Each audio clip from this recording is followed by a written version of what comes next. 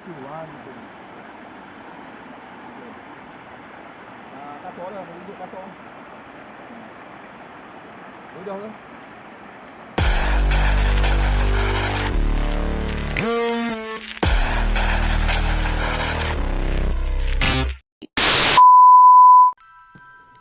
Bismillahirrahmanirrahim. Assalamualaikum warahmatullahi wabarakatuh. Allahumma salli ala Sayyidina Muhammad wa ala ali Sayyidina Muhammad.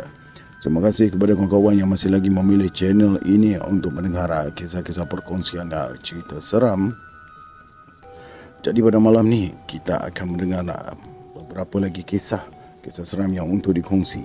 Jadi tanpa membuang masa, kita teruskan. Pada malam pertama sekitar pukul 1.45 pagi, saya beritahu pembantu rumah saya supaya matikan lampu dan tidur. Dia tak mendengar apa yang saya katakan dengan jelas, jadi dia pun lalu di depan bilik saya sambil bertanya, "Madam bilang apa?" Dia berdiri di depan pintu bilik tidur saya sambil saya memberitahunya kembali agar lampu dimatikan dan teruslah masuk tidur. Tiba-tiba kami berdua terus senyap dan tercegat. Saya tanya, "Kenapa Nurul?" Dia cuma katakan, "Madam, malam ni bisa tak saya tidur di bilik Madam?" Saya pun cakap, "Boleh." Jadi pada malam itu kami semua tidur di bilik saya, termasuklah anak-anak saya. Pada keesokan harinya, saya tanya padanya, "Kamu ada rasa apa-apa tak semalam?" Dia beritahu, malam semalam, apabila dia berdiri di luar bilik tidur saya, dia rasakan seperti ada benda lalu di belakangnya, seperti berangin. Pada malam kedua, anak saya pula yang nampak. Ketika waktu maghrib, anak lelaki saya yang berusia 7 tahun berkata, dia ternampak lembaga hitam lari dari dapur masuk ke bilik tidur saya dan sewaktu ianya terjadi, saya berada di dalam bilik. Dia lari sambil menangis sekuat-kuatnya dan berkata, "Mami, Mami, Mami, there is a ghost in your room." Saya terperanjat. Saya beritahunya bahawa di rumah tiada hantu dan mungkin dia penat agaknya. Pada malam ketiga, saya baru balik dalam pukul 3 pagi.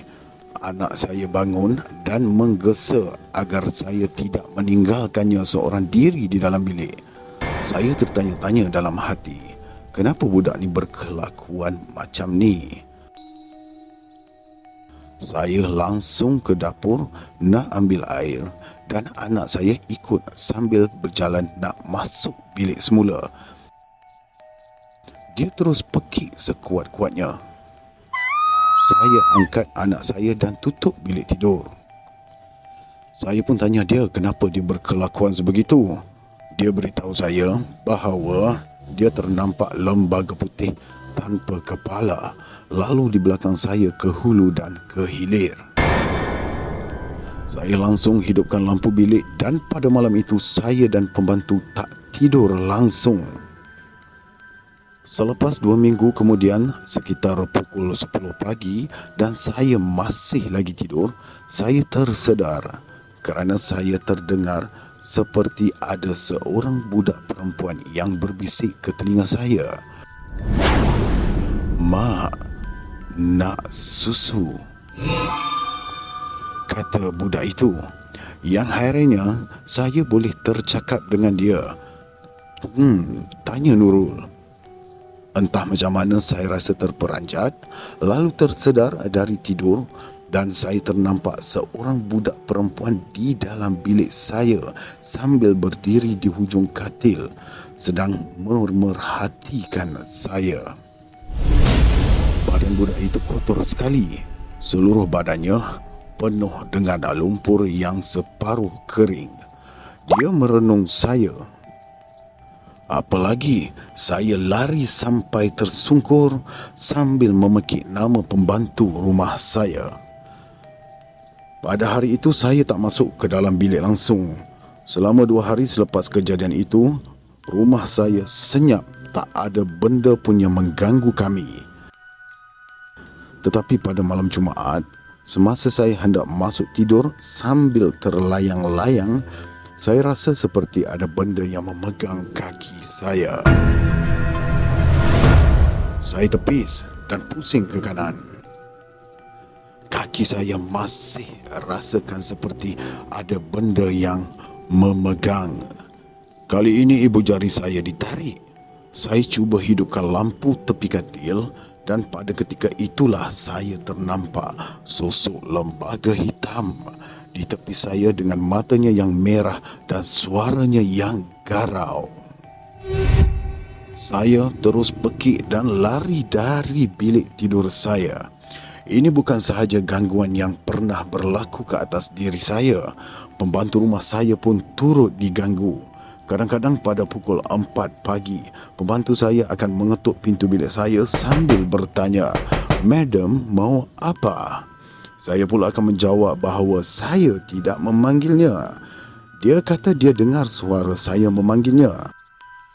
Selalu juga bila tiba pada waktu malam, kami semua akan mendengar bilik tamu saya semacam ada orang yang sedang membuang-buang barang. Juga bunyinya seolah-olah sedang melemparkan sesuatu di dinding. Kadang-kala kedengaran seperti ada benda yang pecah. Tetapi apabila kami periksa pada keesokan harinya, kami lihat tidak ada apa-apa pun yang pecah. Untuk makluman, rumah ini baru sahaja setahun saya duduk di sini. Jiran di sebelah hujung rumah saya memberitahu saya bahawa jiran sebelah saya terjun bunuh diri kira-kira seminggu sebelum saya berpindah ke sini. Kadang-kadang macam-macam benda boleh didengar, cuma saya kuatkan saja iman. Ini rumah saya takkan mengalah. Cuba bayangkan tiap-tiap malam ada sahaja yang terjadi di rumah ini.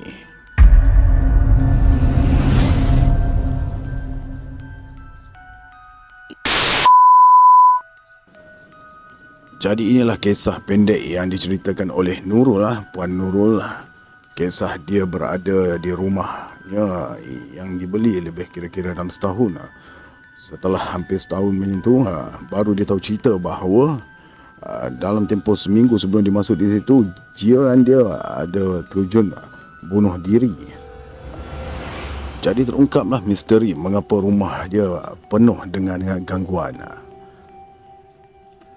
Terima kasih kepada semua yang mendengar dari mula hingga habis cerita ini. Kepada yang belum lagi subscribe, jangan lupa untuk subscribe, like dan share. Boleh komen di bawah. Semoga kalian semua dimurahkan rezeki dan dipermudahkan segala urusan.